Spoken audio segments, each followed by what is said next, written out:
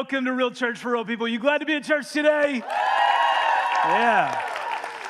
So amazing to have you with us this weekend. And if you're here for the first time, very, very glad that you came. This weekend is a little bit unique. I'm traveling with my family this week, so I am recording this message live in front of our Journey Leadership Institute evening program leaders. So make some noise, evening program leaders in the room. Yeah. Love these guys, very proud of them. They are all about to graduate from our leadership intensive. And by the way, if you're looking for an opportunity to take your leadership to the next level, if you feel like you want to lead more in the marketplace or in church and want to develop the character and skills to be a leader, we'll be opening up applications for our fall evening program in just a few weeks. So be on the lookout for that. So as we jump into this message this weekend, it's kind of the start of the summer season. And I was thinking about this experience I had when I was in sixth grade. When I was in sixth grade, I fell in love. So how many of us in sixth grade, by the time you were in sixth grade, you just knew you were in love? We always know by age 11, right? We're very mature by that age, and we know who we're in love with. And her name was Lori. I feel like all these years later, it's safe to use her real name. So that is her real name. Haven't talked to her in many years. And I don't think Lori and I had ever had more than a 3-second conversation leading up to this, but I knew I was in love just from a distance. I knew that we were supposed to be together, but unfortunately, I also had competition. My competition was a guy named Dean. Now, what you need to know about Dean, also his real name, I may get an email this week, but Dean was taller than me. He wore cooler clothes. And he was also taller than me, in case I left out that detail, like a lot taller than me. Basically, everyone was taller than me at the time. But I decided that I was going to go for it anyway. I was going to show my love by getting Lori a gift. So I went to the store, and I spent my hardly earned money on a beautiful necklace for Lori. I chose it. I agonized over it. I knew it was just the right necklace. And I imagined in my mind that when I presented Lori with this gift, she was going to respond with unbridled gratitude and just sheer joy. Maybe a kiss on the cheek. My mom's watching this, but maybe a little kiss. I just knew that as soon as she got this necklace, she would profess her love for me. She would say something like, "Oh, Mark, I've been waiting for months for this to happen. I've just been watching you across the classroom, and I also feel everything that you feel." This is what I imagine in my mind. None of that happened. I think Lori might have mumbled a half-hearted thank you before she went right back to talking with Dean. So that's how that went down. And I failed. I missed. I went for it, and I just didn't accomplish what I hoped to accomplish in sixth grade. Whatever we believe about God, whatever our faith story has looked like up until this moment in our lives, it is all too easy in life, isn't it? Just to not take the risk, to not go all in. It's just easier sometimes to sit back and play it safe. And I think we often wonder, how do I get the maximum out of life while risking the minimum? How do I get the most out of this relationship but risk the least? How do I get the most out of this sophomore year of college but risk the least? How do I get the most out of my job but risk the least? And I get it because the risk is real. I just told you a story about how I took a risk, had that vulnerable time in my life, and failed. It didn't work out. But what if, here's the question, this weekend, again, wherever you are in your spiritual journey, what if one day the regret that we will all have potentially in life is not some moment when we went all in and it didn't work, but some season when we didn't go all in, so we'll never know.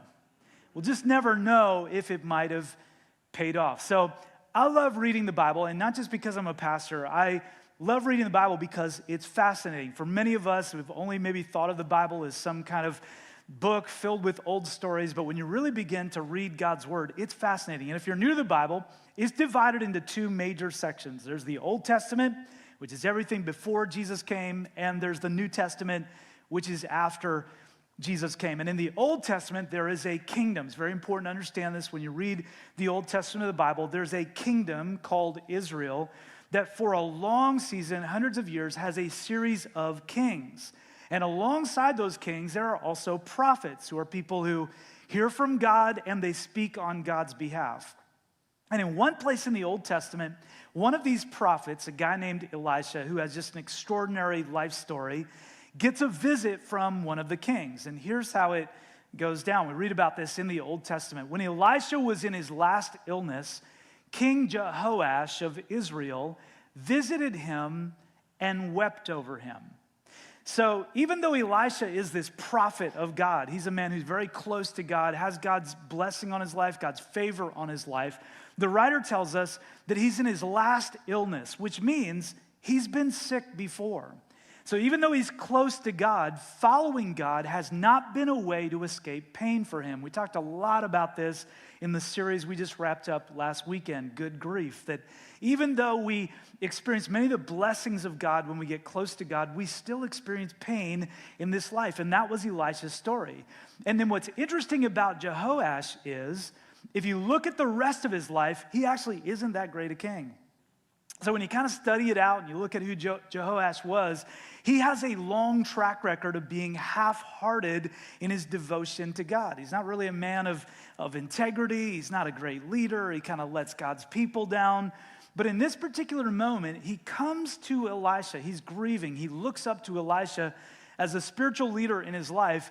And Elisha told him, "Get a bow and some arrows." And the king did as he was told. Elisha told him, "Put your hand on the bow," and Elisha laid his own hands on the king's hands. Now, I'm not an archer. I have some friends who like go bow hunting. I've never been bow hunting, and I don't know if I would know what to do. I have fired, I have used a bow. When I was in high school, we did some kind of archery thing, and I did fire a bow, probably not as well as Dean would have, but I did shoot a bow. But I would definitely need a refresher course, all right? I wouldn't know exactly what to do. Someone handed me a bow right now, just not something that I do regularly. Jehoash probably knew how to shoot a bow, but in this moment, he needs help.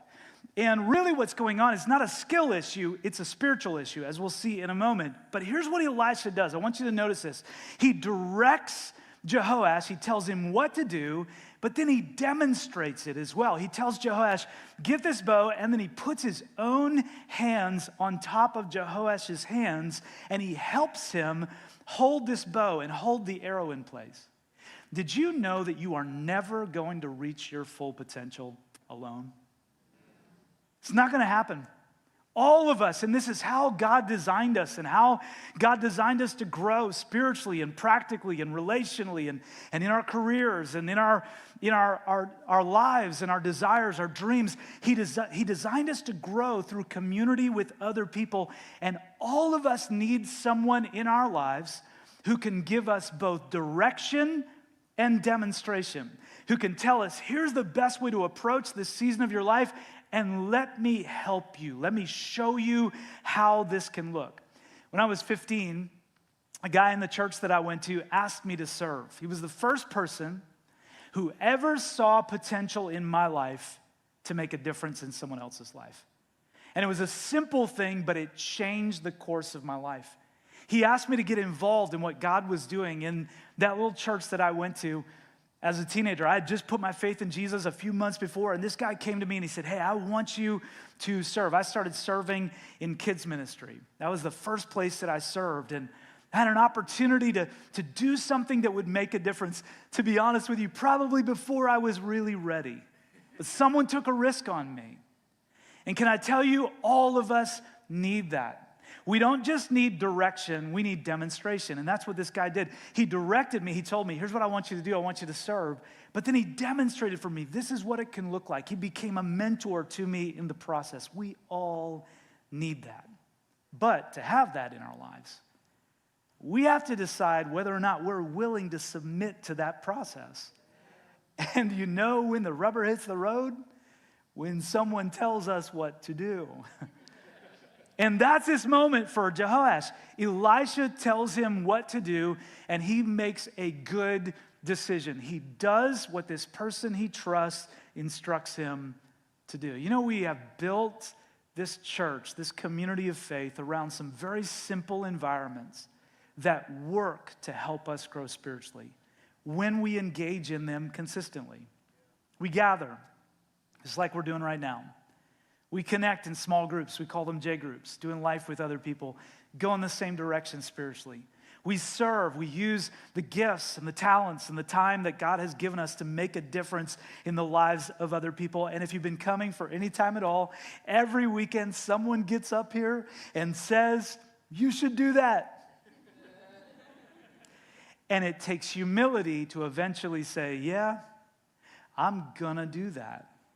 So I want to challenge some of us who maybe are in this place in our lives where we're going, I want to go further. I want to get, whether it's in our faith or our career, our relationships, we want more of what God has for us. Are we willing to do what someone we trust shows us to do? So Jehoash makes this decision. He grabs the bow, grabs arrows, does what Elisha says.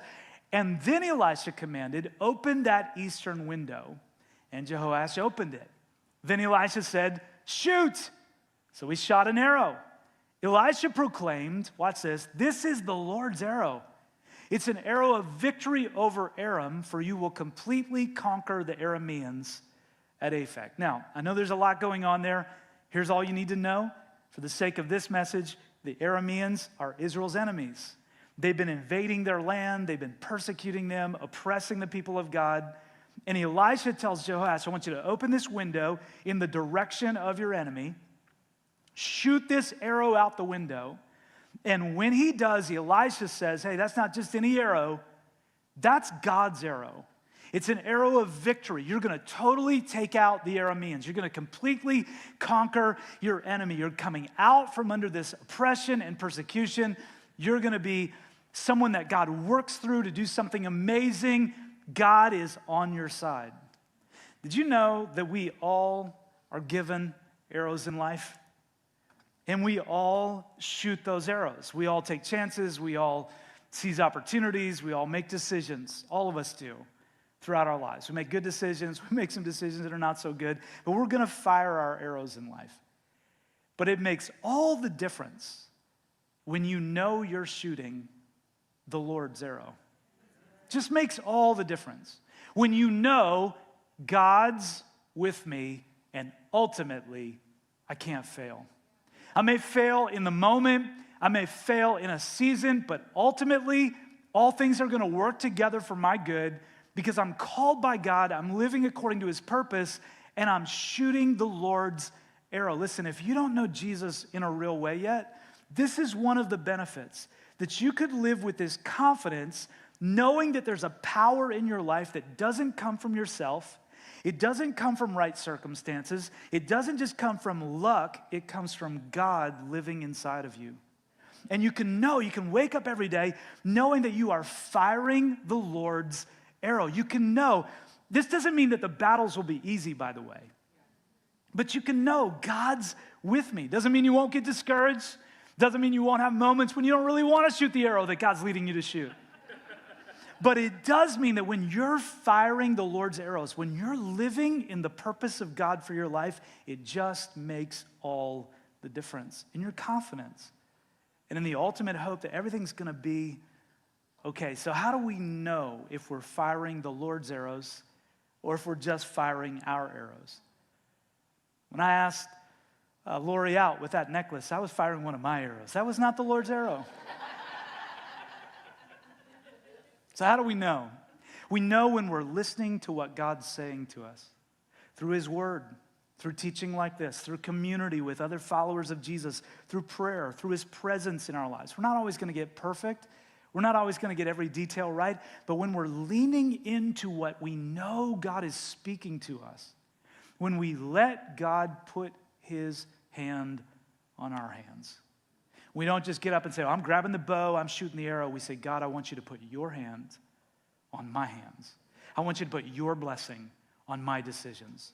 I want to live my life in a way that honors you. Then our arrows become arrows of victory because God is with us. So far, so good. But watch this next part. This is where it gets really interesting. Then Elisha said, now pick up the other arrows and strike them against the ground. So the king picked them up and struck the ground 3 times. But the man of God, Elisha, was angry with him. You should have struck the ground 5 or 6 times, he exclaimed. Then you would have beaten Aram until it was entirely destroyed. Now you will be victorious only 3 times. Watch this. Elisha tells Jehoash, open the window, fire that arrow out. He puts his hand on the king's hand. It's a good moment. They're in this together. Elisha says, it's God's arrow. You're going to be victorious. But then he says, we're not done, Jehoash.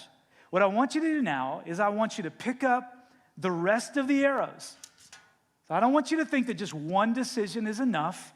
I want you to go all in. Get the rest of the arrows, and I want you to bang those arrows against the ground. So Jehoash grabs the arrows and goes,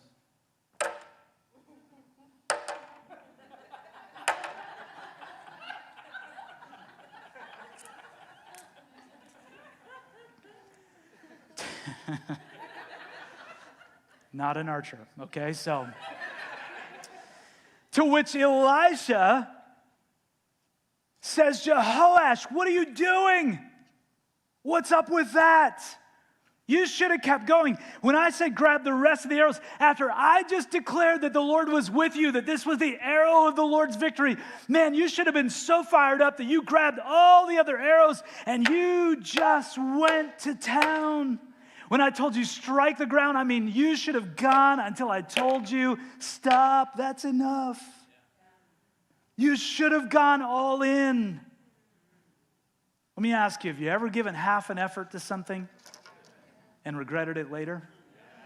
In hindsight, you thought, I should have gone all in. If you're new to this faith thing, you can take a pass on this next part. But I want to challenge all of us who are not new to this faith thing.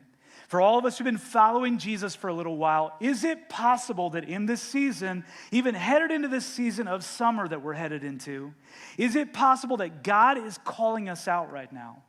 He loves us. He cares about us. He wants to put his hand on our hands. He wants to put his blessing on our lives. But he hates to see us just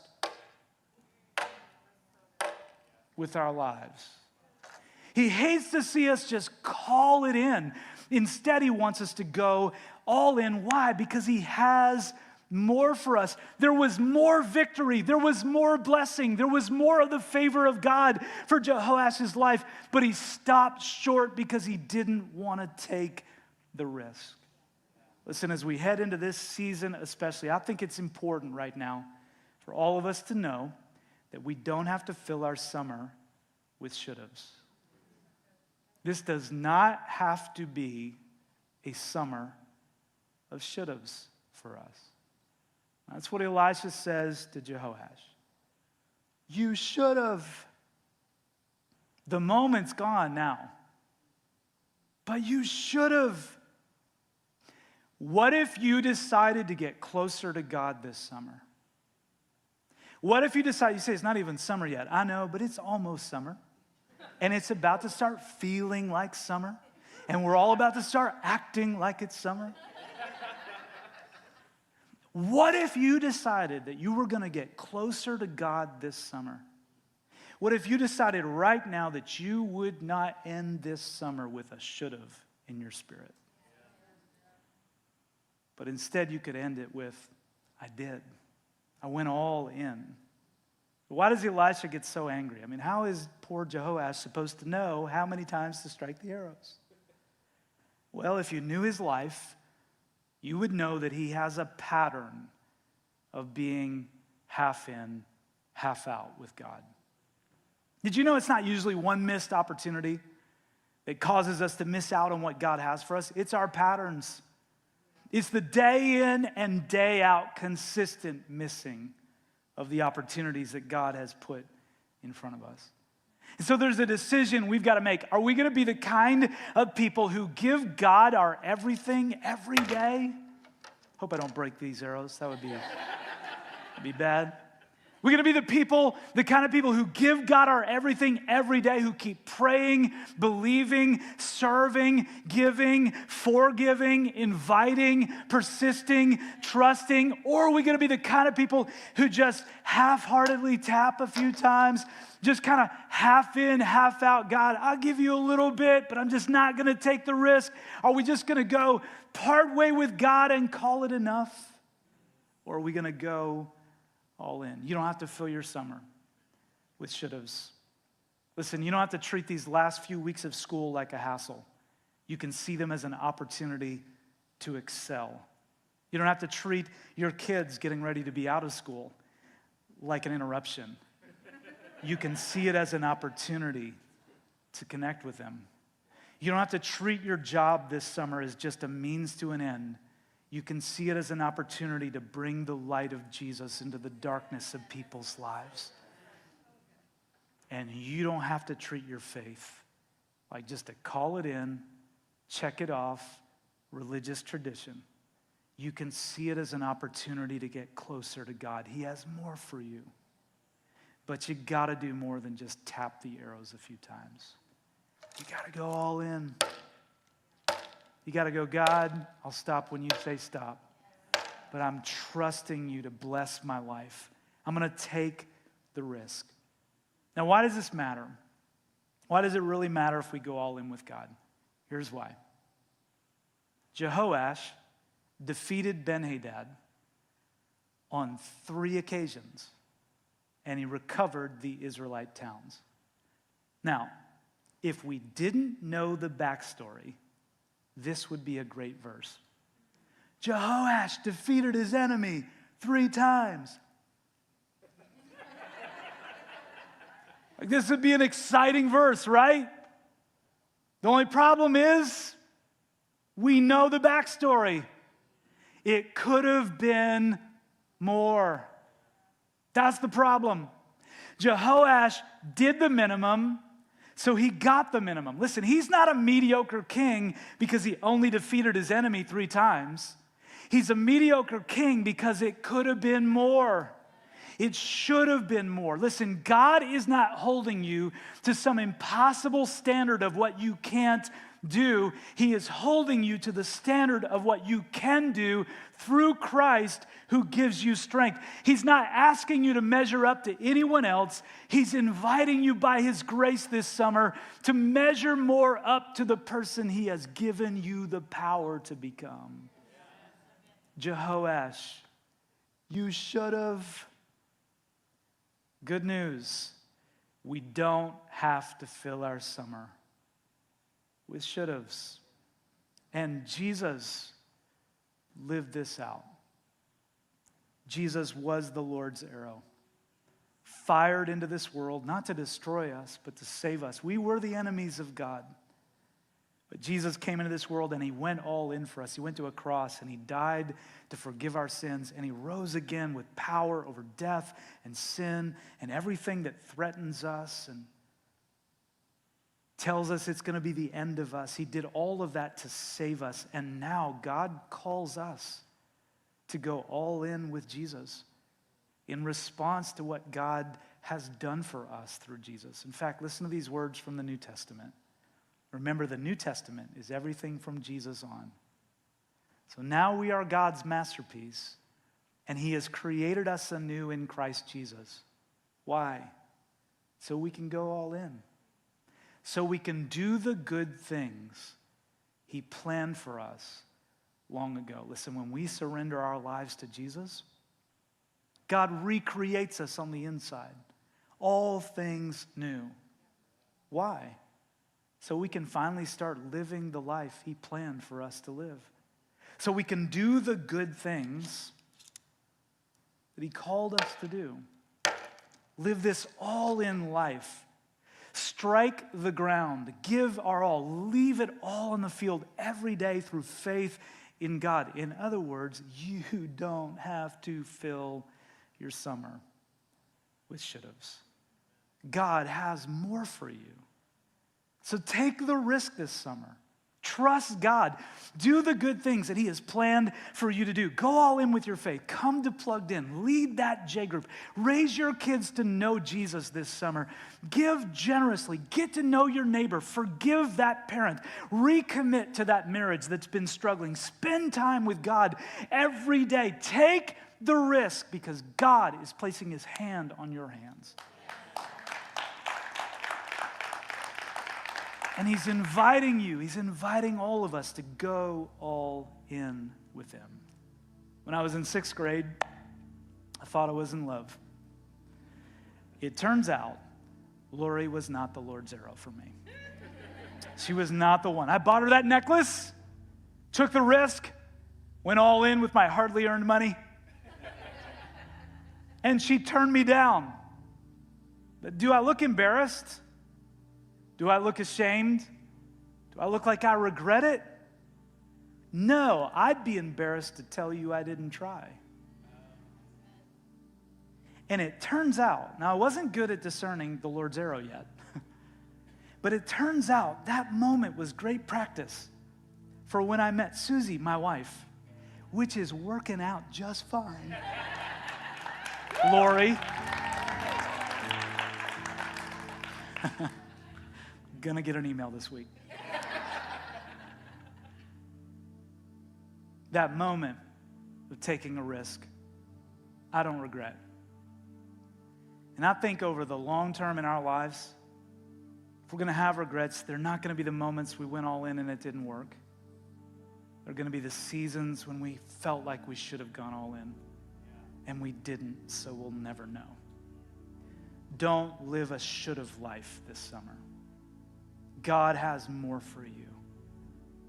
Take all the arrows God has put in your life, all the opportunities and all the problems. Strike the ground with faith until God says, stop. I'm going to lead us in prayer, and then I have something very important I want to share with you. So I want you to stay tuned about how we can do this as a church this summer. But if you receive this today, if you would say, hey, I don't want to fill my summer with should-haves. I want to live with big faith in God this summer. I want to go all in with Jesus. I wonder all over the room, all of our locations, would you just lift a hand, hold it up high, boldly? If you'd say, that's me. I want to go all in with God this summer. And then would you open your heart up big to God with me? And let me pray that over us. Father, we love and honor you today. God, I thank you for so many people that this weekend are going to say, I'm leaning back into my relationship with God. I want to go all in with my faith. I don't want to live a life of should-haves, and I'm making the decision I'm not going to have a summer of should-haves. That maybe while everyone else is kind of backing away, I'm going to be the person who leans in. I pray for somebody right now who needs to lean back in, God, who has become maybe a little bit passive because they've been burned. That God, that they would have the faith today to trust you again and to believe you again and to go all in with you again. We thank you for it and honor you for it, God. And we ask it in Jesus' name. And while you let God speak to your heart for a moment more, I want to take this next moment and just speak to any of us, any of you who are in the room or you're watching online and you have not said yes to following Jesus yet. You haven't gone all in with a relationship with God. If that's you today, I want you to know this. Today does not have to become another should-have in your life spiritually. If God's drawing you to him, take that step. Surrender your life to Jesus. Give it all over to him and begin following him. And you'll find that God gives you the power to live a new kind of life. So I'm going to lead us in prayer again. And then if that's you, during this moment, all of us are going to open our hearts up to God again. And if that's you and you want to put your faith in Jesus, pray with me. I'll give you some words you can use if that helps you, but pray with faith from your heart. So open up your heart to God with me again, everybody, all of our locations. And then if that's you today and you want to begin following Jesus, right where you are, whisper out a prayer of faith, something like this. Jesus, today I put my faith in you. I believe you died to forgive my sins. I'm turning from the life I've lived without you to follow you. Save me today and give me the power to live a new life. And if that's you, while everyone around you stays focused on God, if you would say, I want to be included in that prayer, I'm putting my faith in Jesus today. I want to begin following him. All of our locations, would you just lift that hand and hold it up boldly? Some of our pastors will just be looking around the room. They just want to see that hand, acknowledge it in their hearts, be praying for you. If you're online, you can type the word faith in the comments right now and let us know you're taking that step. Journey, I'm so excited about what God is doing in the life of our church right now. We have seen God do amazing things so far this year. Hundreds of people putting their faith in Jesus. We just baptized 175 people across our locations a couple of weeks ago. And I know it's because of you. You're praying, you're believing, you're asking God for big things, you're serving in big ways, and you're setting the stage. Thank you for being a part of it. This summer, we have an opportunity to set the stage for God to do even more in what we call Journey City, a 30-mile radius around our broadcast location in Newark. We have an opportunity during these summer months to just get ready for what God wants to do in our church in the coming months and years. Here's what I know about summer. It's coming, and I know for some of you are going, it's not summer yet, but it's about to be. It's the summer season, and during summer, people go on vacation. People head to the beach for the weekend, which I think is fantastic. I'm about to go on vacation this week with my family. I recommend you take a vacation. We all like you better when you vacation, all right? So take a break, get some time away. But here's what I know. 16 years since Susie and I started the church, and that means 16 summers. There will be more empty seats at our locations over the next few months, and that's okay. But over the past few months, we have been growing like crazy, which means this fall, will be full again. So this summer, we have an opportunity as a church to fire some arrows. We have an opportunity to make room for more. So at your seat today, there is a commitment card. It looks like this. And this is an opportunity. If you're online, but you usually gather in person, your host is going to drop a link to a digital version in the chat right now. But this is an opportunity to make a commitment to help us as a church make room for more. And it's based on where you live and gather. So I want to take a couple of minutes and walk you through this, and then I want to encourage you to make one of these 3 commitments this weekend. First, if you're a part of our Newark location, I want to ask you to help us make room for more by making the switch to Saturdays this summer. So, if you already gather on Saturdays, good news, you're good. You don't even have to fill in a card. But if you usually gather on Sundays, here's what's been happening. We've been running out of parking the last few months, especially during our 10:30 gathering, which is when a lot of people come here for the first time. People are looking for hope, looking for God. And we want to make room for more. So can you make the switch? Try it this summer. If you usually come on Sunday, try it for a few weeks, see what happens. Come on Saturdays. We have new Saturday gathering times starting next Saturday. Come check it out. Let's make room for more. Second one is, if you're a part of our Hockessin location, you have an opportunity to help us make room for more by investing in as many people as you can this summer, investing in those relationships with friends and neighbors and coworkers, and then inviting them to church. Now, they may not even come this summer because they're on vacation, but plant the seeds, fire the arrows, start building those relationships so that this fall, when those people are kind of settling back into some of their normal routines, church becomes a part of that. Strike your arrows on the ground, go all in at Hockessin. And then third, if you attend any of our locations or if you're gathering online right now and you live in or near Middletown, I'm asking you to help us make room for more by joining the Middletown launch team. This is the group of people who are committing to gather, connect, and serve in Middletown when we launch. So check that box and we'll follow up and we'll tell you how. I want to invite you again, across our locations, to make one of these commitments this summer. I want you to make some commitments for your own life this summer to get closer to God, everything I just preached about. But then I want to invite you to take one more step and help us as a church, as a community of faith, make room for more so that this fall, when it comes in a few months, we can grow like crazy, more people finding Jesus and following him fully. So fill in that card, help us fire more arrows. You can drop that in one of our Connect boxes. You can take it to Journey Central before you leave. Let's not fill our summer with should-haves as a church.